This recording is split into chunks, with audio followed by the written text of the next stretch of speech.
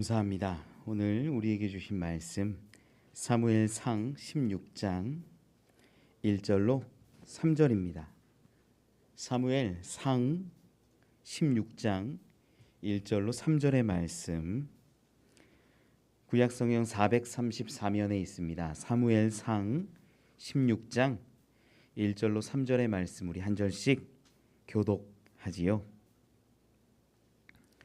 여호와께서 사무엘에게 이르시되 내가 이미 사울을 버려 이스라엘 왕이 되지 못하게 하였거늘 내가 그를 위하여 언제까지 슬퍼하겠느냐. 너는 뿔에 기름을 채워 가지고 가라. 내가 너를 베들레헴 사람 이새에게로 보내리니 이는 내가 그의 아들 중에서 한 왕을 보았느니라 하시는지라.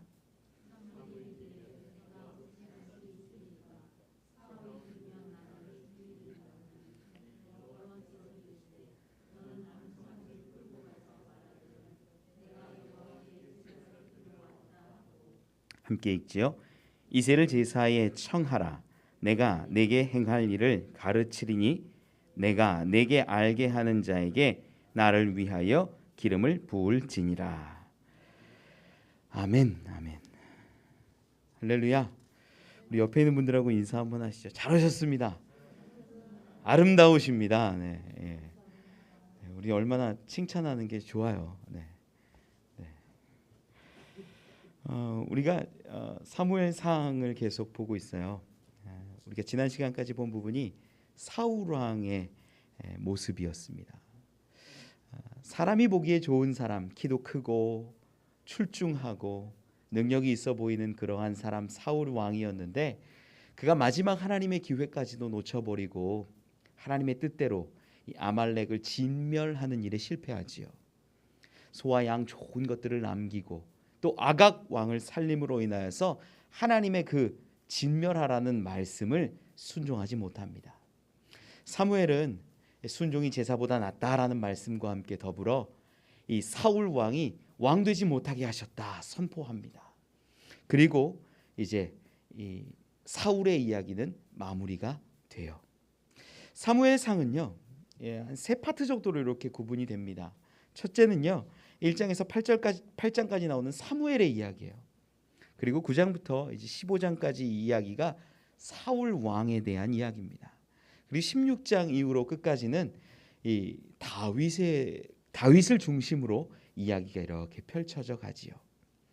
오늘 본문을 보니까 1절 말씀에 이렇게 기록해요. 여호와께서 사무엘에게 이르시되 내가 이미 사울을 버려 이스라엘 왕이 되지 못하게 하였거늘 내가 그를 위하여 언제까지 슬퍼하겠느냐. 우리 15장 말씀 여러분 기억하십니까? 15장 35절 마지막 말씀 한번 같이 읽어볼까요? 같이 한번 읽어보죠. 시작.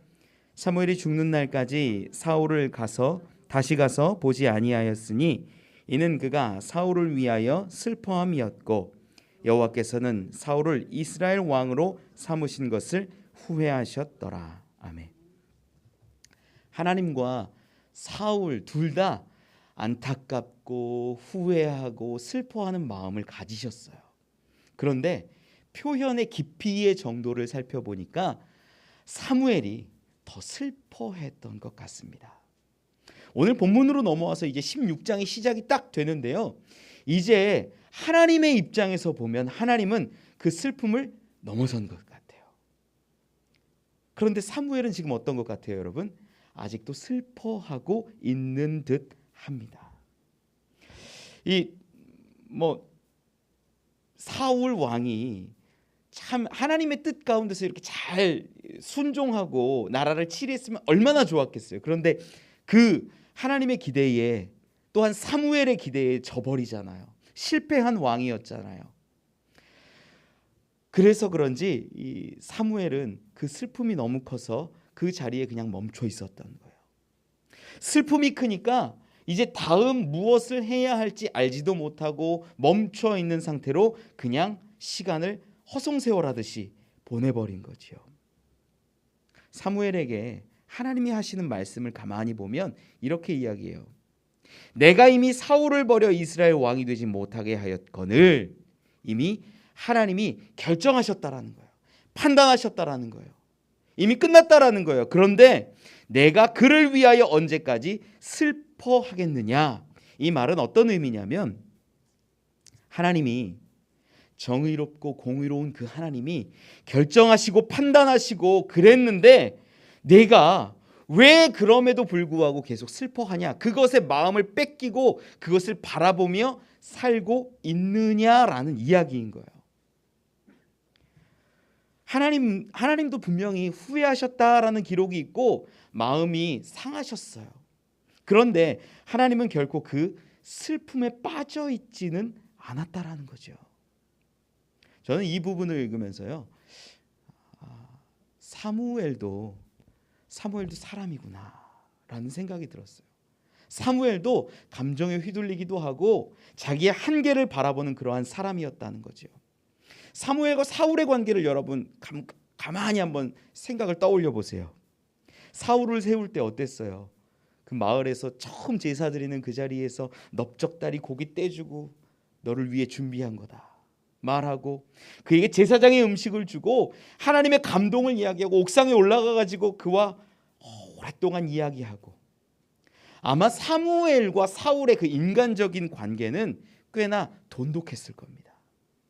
사울이 변절하고 하나님의 뜻을 행하지 못할 그때에도 사무엘은요, 그 청년 사울을 바라보면서 좀 잘 되기를 바라고 알려주기를 원하고 이러한 마음들 분명히 가졌을 거예요.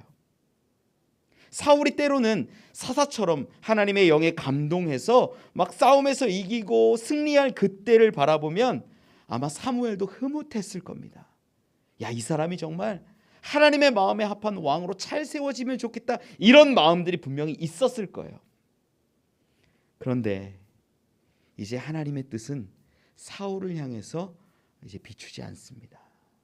그런 상황이 인간적으로 봤을 때 사무엘은 너무나 답답하고 힘들고 슬펐다라는 거예요. 여러분, 진정한 신앙이 뭘까 우리가 한번 생각해 봤으면 좋겠어요. 진정한 신앙은요, 하나님을 어떠한 순간과 상황에서도 믿고 의지하고 신뢰하는 겁니다. 참된 믿음은요, 하나님의 일하심, 하나님의 계획하심을 인정하고 받아들이는 거예요. 진짜 믿음이라면 여기서 사무엘이 뭘 해야 되냐면, 그래, 하나님이 결정하셨고 하나님이 판단하셨고 하나님이 폐위하셨으니 그것이 옳습니다. 우리 인간의 방법으로 열심히 노력하고 그를 좀 왕으로 세워보려고 하고, 마지막 아말렉의 전투는요, 하나님이 마지막 기회를 주신 거예요, 사무엘을 통해서. 그런데 못하잖아요. 하나님의 뜻이 분명히 계신데 하나님이 폐위시키셨고 다른 왕을 세우기를 원하시는데 그를 바라보며 마음 아파하고 슬퍼하는 것, 이것 자체가 어쩌면 믿음 없는 모습이라는 거예요. 이것과 상반된 예로서 우리가 이제 앞으로 계속 다윗을 보게 될 텐데, 다윗의 예를 조금 살펴보면 좋을 것 같아요. 사무엘 하를 좀 넘어가서 사무엘 하 12장 15절 말씀입니다. 비슷한 사무엘의 상황하고 조금 비슷해 보이는 사건이 하나가 있어요. 사무엘 하 12장 15절 말씀 같이 한번 읽어보지요. 시작. 나단이 자기 집으로 돌아가니라. 우리아의 아내가 다윗에게 낳은 아이를 여호와께서 치심에 심히 앓는지라. 여기까지요.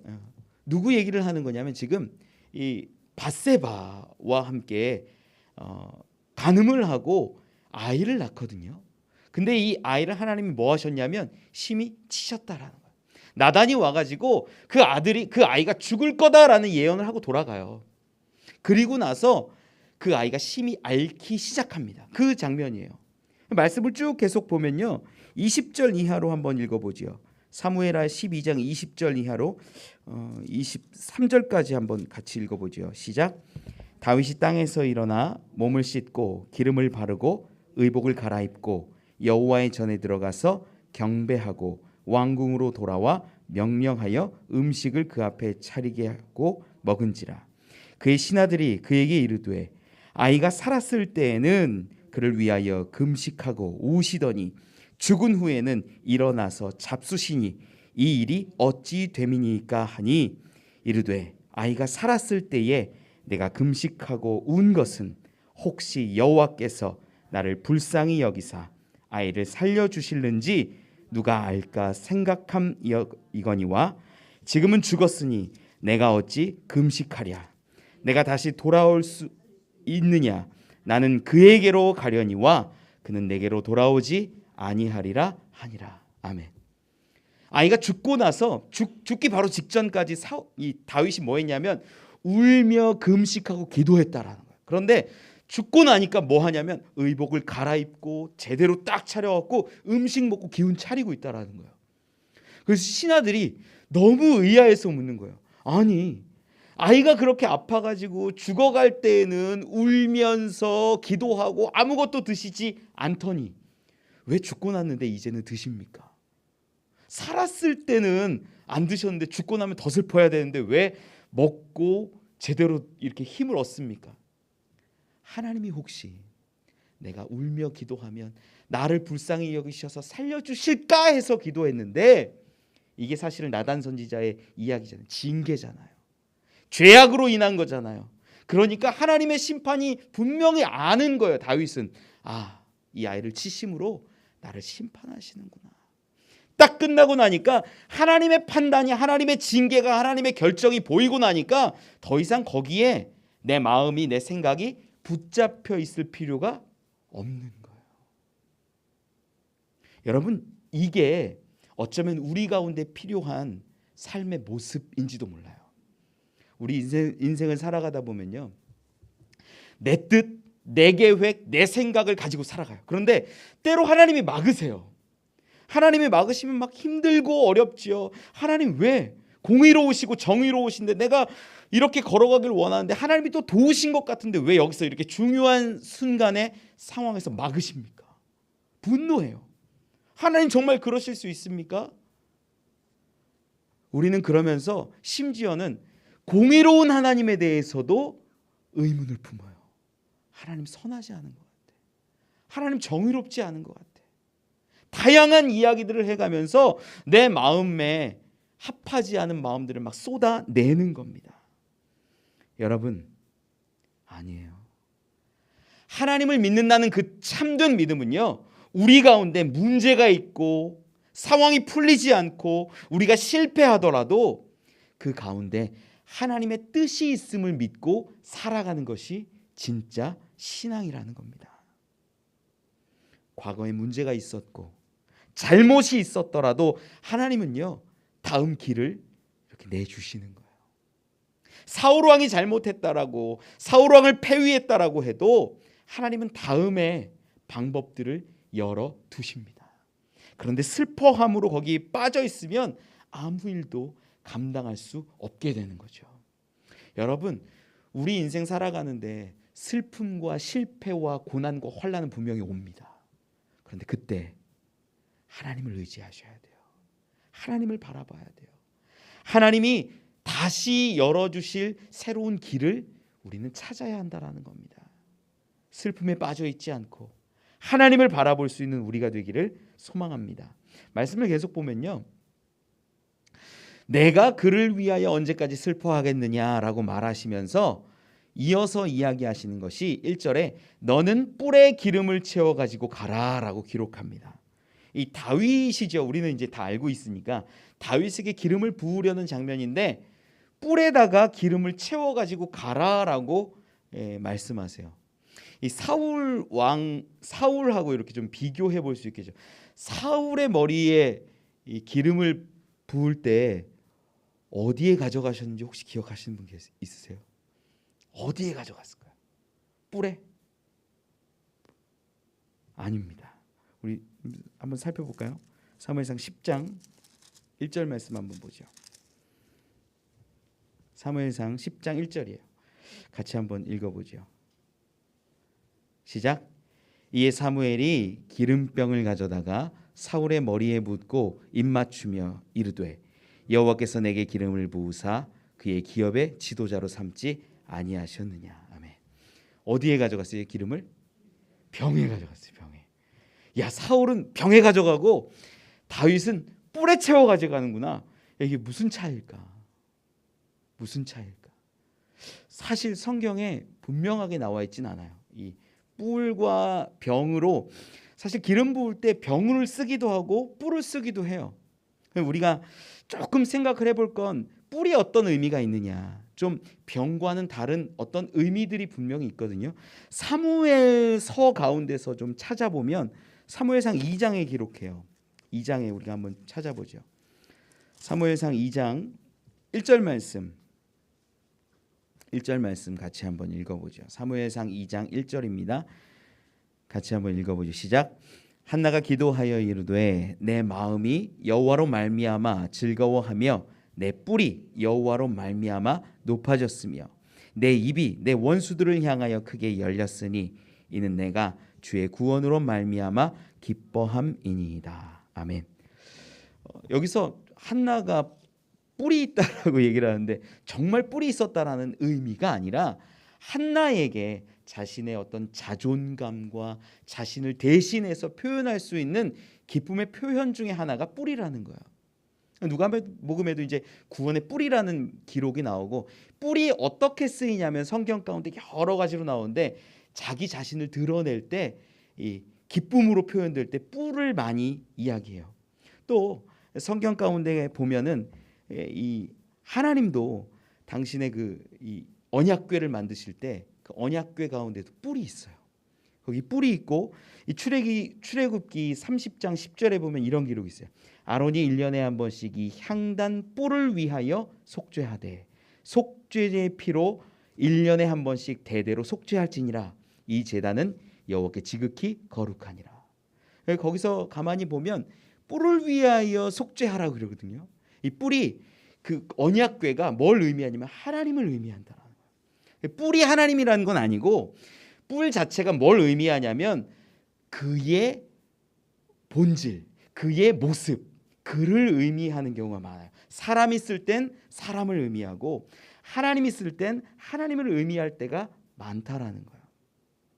그래서 어떤 학자들은 그렇게 얘기해요. 이 사울 왕에게 기름병에서 기름을 부은 거는 이 사울이 좀 불완전한 왕이니까 이 기름병에서 이렇게 부었고, 다윗은 완전한 왕으로 세우기 위해서 이 뿔에서 기름을 담아다가 부은 거다, 이렇게 말하는 분도 있어요.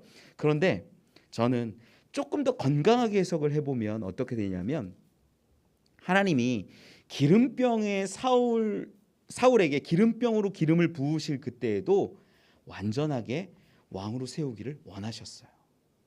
하나님이 사울 왕에게 감동케 하시고 성령이 역사하시는 것들을 보고, 또 사울이 하나님의 뜻 가운데서 승리하는 과정들도 우리는 봤잖아요. 물론 잘못한 것도 많지만 마지막에 아말렉과의 전쟁을 보면 하나님이 마지막에도 기회를 주신다라는 거예요. 이러한 것들로 보아 하나님은 정말로 그 사울 왕도 좋은 왕이 되기를 바람하셨다라는 거예요. 근데 그가 하지 못한 것일 뿐이죠. 그러면 다윗에게 뿔로 왜 기름을 채워서 붓게 하시냐? 이 뿔에는요, 하나님 당신께서 이 기름 부음 받은 자를 더 이끌어가기를 원하신다라는 것이 의미로 발견될 수 있다라는 거죠. 그래서 사울 왕이 좀 부족해서 병이고 다윗이 좋아서 뿔이 아니라, 다 하나님께서는 귀하게 왕을 세우심에도 불구하고 이번만큼은 내가 정말 다윗이라는 이 자를 통하여 하나님 나라를 더 세우고 더 분명하게 이끌고 더 역사하겠다라는 하나님의 의지가 드러난 것 같아 보여요. 이렇게 보는 게 조금 더 건강한 해석 같습니다. 그래서 병이냐 뿔이냐 이게 사실은 그렇게 중요한 건 아니고, 그에게 왕을 세울 수 있는 어떤 방법으로 그 기름을 준비하고 붓게 하신다라는 거예요. 다시 오늘 본문으로 돌아와서 보면 1절 말씀에 계속 보면 이렇게 기록해요. 내가 너를 베들레헴 사람 이새에게로 보내리니. 이새라는 사람이 등장하고 이제 베들레헴 지역이 등장합니다. 베들레헴 하면 여러분 딱 머릿속에 뭐가 떠오릅니까? 예수님의 고향 뭐 이렇게 딱 떠오르잖아요. 그래서 베들레헴 하면 우리 기독교인들에게는 굉장히 유명한 지역이고 잘 알려진 지역인데 사실 이 당시만 해도 베들레헴은요 그렇게 유력하고 좋은 지역이 아니었어요. 라마 같은 그런 지역이 아니었어요. 베들레헴은 변두리, 변방이었고요. 예루살렘 기준으로 보면 저 남쪽에 있는 곳이에요. 그렇게 유명하고 큰 도시도 아니에요. 이 베들레헴으로 그저 흔한 시골 깡촌으로 이 사무엘을 보내는 거죠. 그런데 지금 이때를 생각해 보면 이 시점, 역사적 시대를 가만히 생각해 보면요, 이때가 어느 때인지를 여러분이 알면 더 재밌어요. 우리가 성경을 볼 때 성경을 쭉 보는데 그냥 이 사람 이야기 여기, 그 다음에 이 사람 이야기는 여기 뭐 이렇게 보는데 성경을 좀 입체적으로 볼 수 있으려면 입체적으로 보면 성경 훨씬 재밌어요. 이때가 어느 때인지를 우리가 알면 좋은데 이때가 이 룻기에 나오는 룻의 때예요. 그때에서 별 다르지 않아요. 여러분 우리가 분명히 알고 있는 것이 룻의 어머니가 시어머니가 나오미가 있어요. 나오미가 어디 사람이냐면 그 남편과 함께 베들레헴 사람이에요. 베들레헴 사람인데 그들이 모압 땅으로 갔다가 거기서 아들들이 결혼하고 다시 이 고향으로 돌아오죠. 거기서 룻과 결혼하는 게 누구예요? 보아스예요. 보아스. 여러분 보아스의 아들이 누군지 아세요? 오벳이고 오벳의 아들이 이새예요. 지금 나온 이새. 그러니까 이새의 집에 지금 가는 거잖아요. 사무엘이. 그러면 이새의 할아버지가 누구예요? 보아스예요. 보아스. 그러면 이때 보아스가 살아 있었을까요? 죽었을까요? 알 수 없습니다. 알 수 없어요. 성경에서 정확하게 기록하진 않는데 재미있는 건 뭐냐면 살았을 가능성도 있어요. 어쩌면 우리 요즘 시대에도 증손주까지 보는 경우 많잖아요. 어쩌면 보아스가 다윗을 봤을 수도 있어요. 기름 부음 받고 뭐 이렇게 왕이 되는 과정까지는 못 봤을 수도 있지만 충분히 가능성 있는 게 뭐냐면 보아스의 눈에 다윗 왕을 보았을 수 있다라는 거예요. 보아스 하니까 그러네. 충분히 가능해요. 시대적으로. 다윗에게 있어서는 증조부인 거예요. 그러니까 그러면 성경이 이렇게 붙는구나. 룻기가 있는 이유가 이렇게 되는구나. 베들레헴 이야기가 이렇게 되는구나. 보이면 조금 더 잘 보이는 거죠. 베들레헴 하면 그래서 이제 역사적으로 보면 다윗 하면 그 할아버지 누구구나 찾아서 볼 수 있으면 훨씬 성경이 더 풍성하게 여러분 읽힙니다. 그렇게 볼 수 있었으면 좋겠어요. 말씀 계속 보면 1절 말씀에 내가 너를 베들레헴 사람 이새에게로 보내리니 내가 그의 아들 중에서 한 왕을 보았느니라 하시는지라. 아멘. 하나님이 사무엘에게 말씀하시는 것이 내가 그의 아들 중에서 한 왕을 보았다라고 말씀하세요. 사울이라는 왕하고 좀 비교를 해보자고요. 사울은 사람이 보기에 좋은 왕이었어요. 기도 훤칠하고요. 나름 좀 순박한 시골 청년의 느낌도 있었고요. 좀 겸손한 것 같은 사람들을 좀 무서워하는 그러한 모습들도 있었어요. 자기 일에 충실하는 그러한 모습들, 막 소몰고 가는 그러한 모습도 있었어요. 그의 모습 여러분 기억하시는 것도 있어요.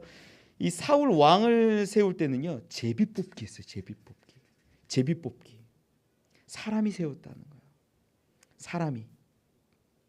그런데 지금 오늘 본문으로 넘어와서 다윗 왕을 다윗이 세워지는 과정을 보면 하나님이 이미 그를 바라보고 계셨다라는 거예요. 왕으로 이미. 사실 사울 왕은요, 사울 이야기가 시작되는 그때 뭐 양떼를 잃어버려 가지고 뭐 헤매고 어쩌고 저쩌고 이러는 과정 가운데서 사무엘에게 분명히 하나님이 마음을 주시기는 했지만 이렇게 하나님이 분명하고 보란 듯이 내가 한 왕을 보았다 이런 표현이 없어요. 사울 왕과 다르게 하나님이 보시는 시선이 분명히 드러나는 대목이지요. 사람의 눈으로 봤을 때 왕이 아니라 하나님이 보셨을 때, 하나님이 바라볼 때 왕을 지금 찾으셨다라는 거예요. 이 장면을 보면 어쩌면 이제는 폐위되고 무너진 사울 왕 그 가문을 대신해서 이제 이스라엘이 무너진 것 같고 사울의 시대가 저무는 것 같은데 하나님이 사무엘에게 하나의 소망을 주시는 것 같아요. 새로운 왕, 내가 바라본 왕, 사람이 세운 것이 아니라 하나님이 원하시는 그 왕이 있다라는 것을 알려주고 보게 하시는 거예요. 무너진 사무엘의 마음, 무너진 이스라엘의 중심을 바로 세울 수 있는 그러한 사람, 한 왕을 보셨다는 거죠. 오늘 말씀을 계속 읽으면 2절 말씀 같이 한번 읽어보죠. 사무엘상 16장 2절 말씀 시작. 사무엘이 이르되 내가 어찌 갈 수 있으리이까 사울이 들으면 나를 죽이리이다 하니 여호와께서 이르시되 너는 암송아지를 끌고 가서 말하기를 내가 여호와께 제사를 드리러 왔다 하고. 아멘. 지금 2절 말씀을 읽어보면요, 사무엘이 사울을 두려워하는 것 같아요? 두려워하지 않는 것 같아요? 두려워하는 것 같아요. 이야기하는 거 보니까 사울이 들으면 나를 죽이리이다, 이런 표현들이 사울이 굉장히 힘이 있고 사무엘을 억압하고 죽일 수도 있는 위치에 있다라는 것들을 보여줘요. 우리 15장에서 보았잖아요. 이 사울이 막 사무엘의 옷자락을 붙잡고 겉옷이 찢어질 만큼 애원하는 장면 봤어요. 그런데 분위기가 완전히 뒤바뀌어요. 왜 그럴까? 희한하잖아요. 사무엘의 그 말하는데 권위가 어마어마했어요. 왕을 꾸짖잖아요.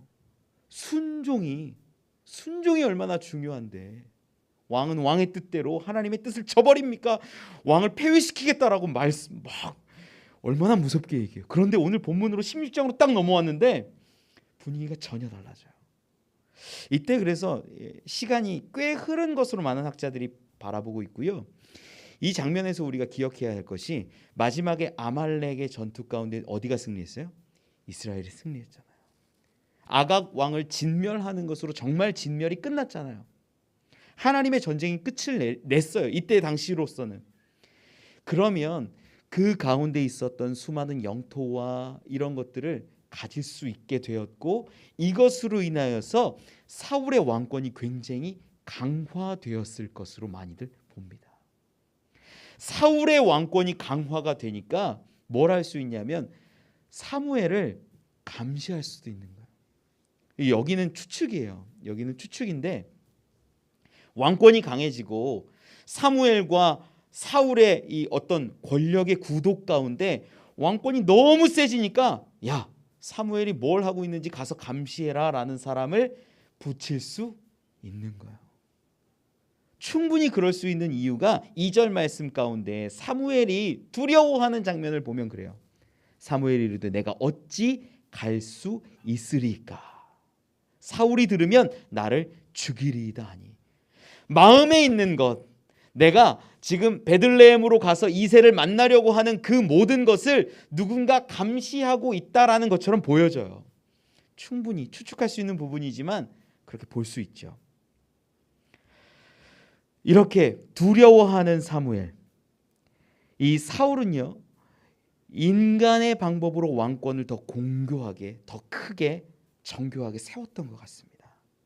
그래서 심지어는 사무엘이라는 사람, 하나님의 사람까지도 좌지우지할 수 있는 위치까지 올라갔다라는 거예요. 사무엘이 그래서 두려워해요. 그러한 가운데 이제 하나님이 사무엘에게 말씀합니다. 여호와께서 이르시되 너는 암송아지를 끌고 가서 말하기를 내가 여호와께 제사를 드리러 왔다 하고. 이 감시하는 자가 있거나 혹은 사무엘 선지자님 어디 가시렵니까? 어디 가시렵니까? 이렇게 묻는 자가 있다면 베들레헴에 이새 만나러 간다 이렇게 얘기하지 말고 그저 암송아지를 끌고 가서 내가 하나님 여호와께 제사를 드리러 간다 이렇게 말하라는 거죠. 그렇게 말하면 크게 문제되지 않을 거라고 보는 겁니다. 이 제사는요 보니까 3절에도 오늘 본문 3절에도 보니까 이새를 제사에 청하는 것으로 보아서 화목제사예요. 화목제사는 다른 사람을 초대해서 같이 음식을 나눠 먹는 것으로 이 제사를 드릴 수 있거든요. 그래서 지금 화목 제사를 명하신 것 같아요. 송아지를 끌고 가라는 거죠. 말씀을 계속 보면 3절 말씀 우리 같이 한번 읽어볼까요? 시작.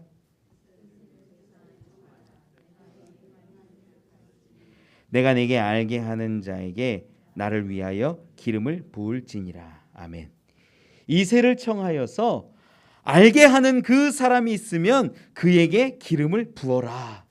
그런데 여기 아주 재미난 말씀이 하나가 들어있지요. 3절 말씀 가운데 그에게 누군가에게 기름을 붓는데 3절 말씀이 어떻게 기록하냐면 내가 내게 알게 하는 자에게 나를 위하여 기름을 부을지니라 라고 기록해요. 그러니까 기름을 부어서 이제 왕을 세울 새로운 왕을 세울 건데 누구를 위하여 왕을 세우신다는 거예요? 나를 위하여, 하나님을 위하여. 자, 여기서 아주 중요한 게 드러나는 거죠. 왕은 누구를 위한 겁니까? 백성을 위한 거예요. 일반적으로는 백성을 잘 살게 하고 백성을 평화롭게 하고 백성을 외세로부터 막아주고 이런 게 왕의 목적이에요. 정말로 우리 사무엘상 한번 찾아보죠. 8장 5절 말씀 한번 보죠. 사무엘상 8장 5절 말씀 같이 한번 읽어보지요. 시작. 그에게 이르되 보소서 당신은 늙고 당신의 아들들은 당신의 행위를 따르지 아니하니 모든 나라와 같이 우리에게 왕을 세워 우리를 다스리게 하소서 한지라. 왕을 세우는데 누가 등장하냐면 우리가 등장하는 거예요. 우리를 위해 우리에게 왕을 세워 우리를 다스리고 우리를 통치하고 우리를 잘되게 해달라는 거예요. 중심이 어디 있어요? 우리에게 있어요. 우리에게. 8장 19절 20절 말씀도 보면요. 이렇게 기록해요. 사무엘상 8장 19절 20절 같이 읽어보죠. 시작. 백성이 사무엘의 말 듣기를 거절하여 이르되 아니로소이다. 우리도 우리 왕이 있어야 하리니 우리도 다른 나라들 같이 되어 우리의 왕이 우리를 다스리며 우리 앞에 나가서 우리의 싸움을 싸워야 할 것이니라 하는지라. 아멘. 우리가 몇 번 나와요. 지금 저들이 왕을 세우기 원하는 근본의 목적이 어디 있냐면 우리를 위한 거예요. 우리를 위하여 싸워줄 사람, 우리를 통치해줄 사람, 우리를 대신할 사람, 그 사람 왕을 구했다라는 거예요. 사울 왕이 그러한 사람이었죠. 그런데 오늘 본문으로 돌아와서 보면 하나님이 기름을 붓고 왕을 세우기를 원하시는데 그의 목적이 누구를 위해서요? 하나님을 위해서인 거예요. 이것이 하나님이 바라보시는 왕의 모습이에요. 왕을 우리는 우리를 위해서 우리를 대신해서 우리에게 힘을 줄 수 있는 그런 좋은 사람이 왕이 되면 좋겠다라고 여기지만 하나님이 통치하신 그 나라의 왕은요 어때야 하냐면 하나님의 말씀을 듣고 하나님의 말씀을 따르고 하나님의 말씀 가지고 통치하는 사람이기를 원하는 거예요. 하나님은 그게 하나님 나라의 왕이어야 된다는 거예요. 여러분 이 장면을 가지고 예수 그리스도에게 딱 초점해 보면 그대로 맞아떨어져요. 예수님이 사람 좋으라고 사람에게 비유 맞추며 사람의 뜻을 이루면서 살았을까요? 아니에요. 말씀 구절마다 하나님의 뜻을 이루고 하나님의 말씀을 이루고 하나님의 계획대로 살아가셨다라는 거예요. 심지어 예수님은요 내 뜻대로가 아니라 아버지 뜻대로 되기를 원합니다라고 겟세마네 기도에서 거기에서 기도하세요. 우리가 왕의 개념을 분명히 알지 못하면 이해할 수가 없는 거예요. 사울은 사람을 위한 왕이었지만 다윗은요 이제 하나님이 세울 왕은요 하나님을 위한 왕이었다라는 거예요. 이걸 우리 삶에 적용해 보면 분명히 나타납니다. 어떤 것들이 나타나면 우리의 삶이 마치 매일 기름을 붓고 하나님의 뜻을 따라가는 삶이라면 우리가 택해야 할 것이 우리가 선택해야 할 것이 바로 하나님을 위한 것이어야 된다는 거예요. 우리 인생 어떻게 살아가냐면 우리를 위한 삶을 살 때가 굉장히 많아요. 나를 위한 삶, 내 성공, 내 안위, 내 물질, 나를 위한 삶을 산다는 거예요. 이스라엘 백성들이 지금 왕을 구하는 것처럼 우리도 살아가는데 하나님 뜻 따라가겠습니다라고 말하면서 우리를 위한 것, 나를 위한 것, 이런 것들을 택하고 결정할 때가 너무나 많다라는 거예요.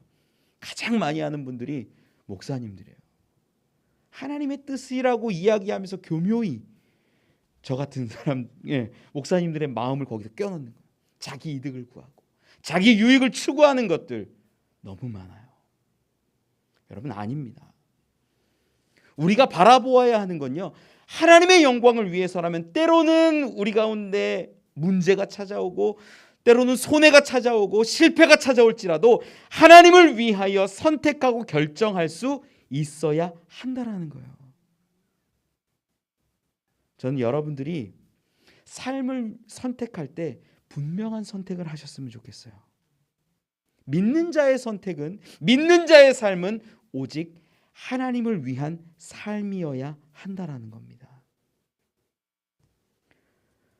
지금까지 이스라엘은 사울 왕을 택하면서 우리를 위하여 우리의 왕을 세운 거예요.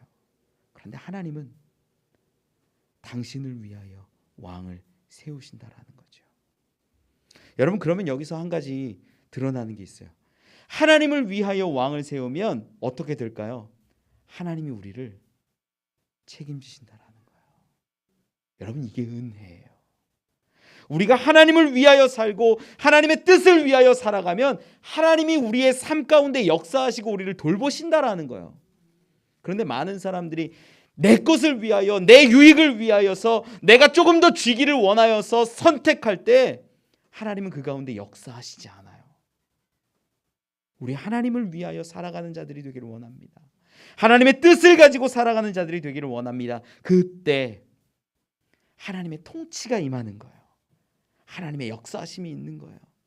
그러면 문제가 동일하게 다가와도 하나님의 도우심을 우리는 볼 수 있게 되는 거고, 하나님의 인도하심을 경험할 수 있게 되는 거고, 하나님이 행하셨다, 하나님이 구원하셨다, 도우셨다라고 선포할 수 있는 자들이 되어 간다라는 겁니다.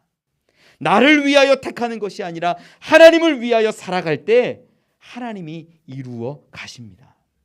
말씀을 좀 정리합니다. 이제 두 왕이 이제 비교되기 시작해요. 점점 더 앞으로 계속 그렇게 되겠지만, 사울 왕은요, 사람이 세웠어요. 사람 보기에 좋은 사람이었어요. 그들은, 장로들은, 이스라엘 사람들은요, 우리를 위한 왕을 세워달라 그랬어요. 그래서 세운 것이 사울이었습니다. 수많은 실패와 문제가 드러났습니다. 그런데 한 다른 왕을 세우기를 원하셨어요. 하나님이 보시고 하나님이 원하시고 당신을 위하여 택한 왕, 그 왕을 바라보며 이제 사무엘을 보내 기름 붓게 하시는 것입니다. 여러분, 저는 여러분들이 다 왕 같은 제사장들임을 믿습니다. 여러분들이 이 자리에 있는 것, 여러분들의 가정에서, 여러분의 사업장에서, 여러분의 자녀와 함께 서 있는 그곳, 다 하나님이 하나님을 위하여 세우신 자리임을 저는 믿습니다. 하나님을 위하여 사십시오. 그러면 하나님의 통치가 임합니다. 하나님이 역사하시고 하나님이 돌보실 것을 믿습니다. 그러한 하나님을 위하여 살아가는 저와 여러분, 우리 되시길 간절히 축원합니다.